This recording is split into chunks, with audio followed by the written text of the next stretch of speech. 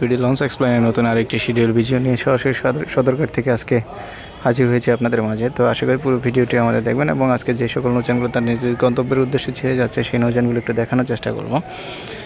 তো এদিকে রয়েছে ঢাকা থেকে বকা পটুয়াখালীর উদ্দেশ্যে আজকে পুবালি 12 ফার্স্ট ট্রিপে ছেড়ে যাবে ঢাকা থেকে, এবং রয়েছে পাশাপাশি এমবি সুন্দরবন 14 দুটি নৌযানই ছেড়ে যাবে আজকে পটুয়াখালীর উদ্দেশ্যে সন্ধ্যা 7টা নাগাদ। এবং এমবি কাজল রয়েছে ঢাকা থেকে ডেমুড্ডার উদ্দেশ্যে রাত্র 10টা 30 মিনিটে ছেড়ে যাবে ঢাকা সদরঘাট থেকে। আর এই পাশে রয়েছে বরিশালের নৌযানগুলো।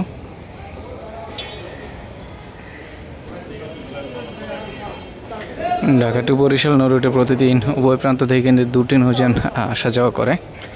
বর্তমানে এই সিজন শেষে কিন্তু রোটেশনে উভয় প্রান্ত থেকে দুটি নৌযানই সার্ভিস দিচ্ছে। আজকে সুন্দরবন 15 এবং সুন্দরবন 16 এই দুটি নৌযান ছেড়ে যাবে ঢাকা থেকে সরাসরি বরিশালের উদ্দেশ্যে। আর বরিশাল নৌযানগুলো ঢাকা সদরঘাট থেকে রাত্র 9টা থেকে 9টা 30 মিনিট এর মধ্যেই ছেড়ে যায়।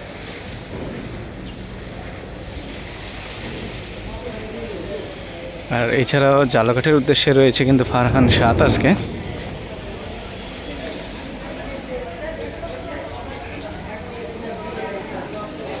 ফারহান 7 আজকে ঢাকা থেকে রাত্র 8টা 15 মিনিটে ছেড়ে যাবে জালঘাটের উদ্দেশ্যে। আর ভায়াঘাটগুলো ধরবে কিন্তু ফতুল্লা, চাঁদপুর, চরমনাই, দপদপিয়া, নলসিটি, বরিশাল।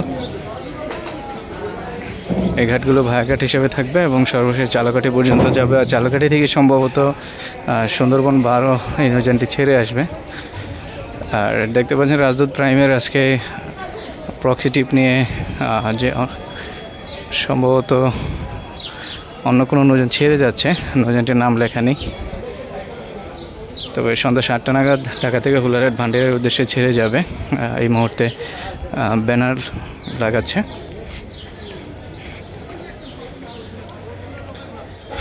অভিযান 5 রয়েছে ঢাকা থেকে আজকে 16 মুলাদির উদ্দেশ্যে রাত্র 8টা 30 মিনিটে।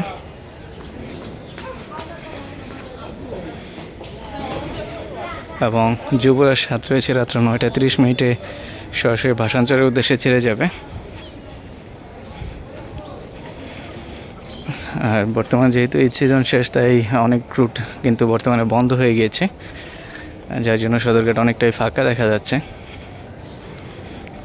আর এখান থেকেই রাত্র 10টায় এবং রাত্র 11টায় দুটি নৌযান পেয়ে যাবেন ইলিশার উদ্দেশ্যে, এবং রাত্র 8টা 30 মিনিটে পেয়ে যাবেন নান্দিরবাজার বরিশালের উদ্দেশ্যে।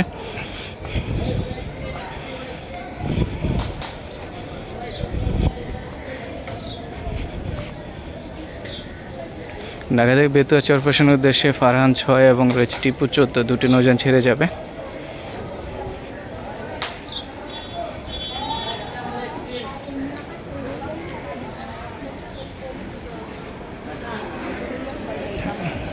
ফার্স্ট ট্রিপ বেতুয়ার জন্য বেতুয়া ছেড়ে যাবে রাত্র 8টায় এবং 8টা 20 মিনিটে সেকেন্ড ট্রিপ ছেড়ে যাবে ঢাকা থেকে। এবং মনপুরা হাতিয়ার উদ্দেশ্যে তাশরিফ 3 রয়েছে।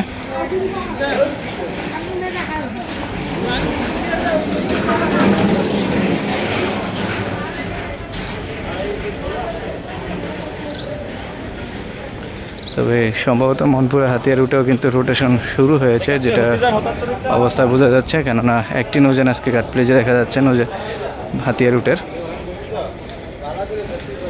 এমবি ইগল 8 রয়েছে ঢাকা থেকে কালাইয়ের উদ্দেশ্যে রাত্র সন্ধ্যা 6টা 15 মিনিটে।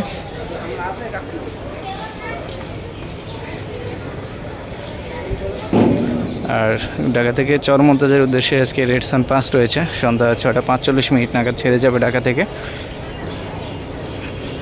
এবং লালমোহনের উদ্দেশ্যে গ্লোরি অফ শ্রীনগর 8 এই নৌযানটিকে দেখতে পাচ্ছি সন্ধ্যা 7টা 15 মিনিট নাগাদ ছেড়ে যাবে। আর অন্য কোনো নৌযান দেখতে পাচ্ছি না।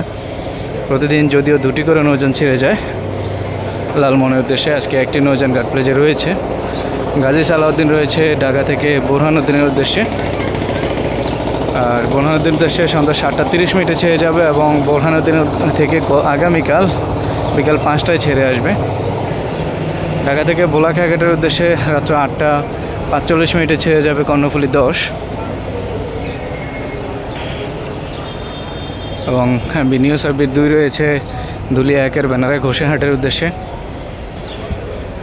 সন্ধ্যা 6টা 30 মিনিটে। আর এছাড়াও রয়েছে আজকে জাহিদ 3 জাইতিন ঢাকা থেকে কলাপাড়া খেপুপাড়ার উদ্দেশ্যে সম্ভবত ছেড়ে যাবে সন্ধ্যা 6টায়। পুবালিয়া ঘাট প্লেজে রয়েছে সম্ভবত নৌযানটি, অন্য কোনো দিন ট্রিপ রয়েছে। আজকে এমনিতেই ঘাট প্লেজে রয়েছে, হয়তো সরিয়ে ফেলা হবে কিছুক্ষণ পর। আর এছাড়াও রাত্র 11টায় পেয়ে যাবেন কিন্তু নড়িয়ার উদ্দেশ্যে যে কোনো একটি নৌযান। আর এই মুহূর্তে ঢাকা থেকে কালীগঞ্জ ইলিশের উদ্দেশ্যে বিকাল 3টায় সম্ভবত ছেড়ে যাবে কর্ণফুলী 4 এবং 4টায় সম্পদ বা অন্য কোনো সম্পদের শিডিউল রয়েছে। পরবর্তী ট্রিপগুলো রয়েছে ঢাকা থেকে চাঁদপুরের ইগল 4 রয়েছে। ইগল 4 ছেড়ে যাবে বিকাল 2টা দুপুর 2:30 এবং এমবি নিউ আলবোরাক সেটা ছেড়ে যাবে বিকাল 3:30।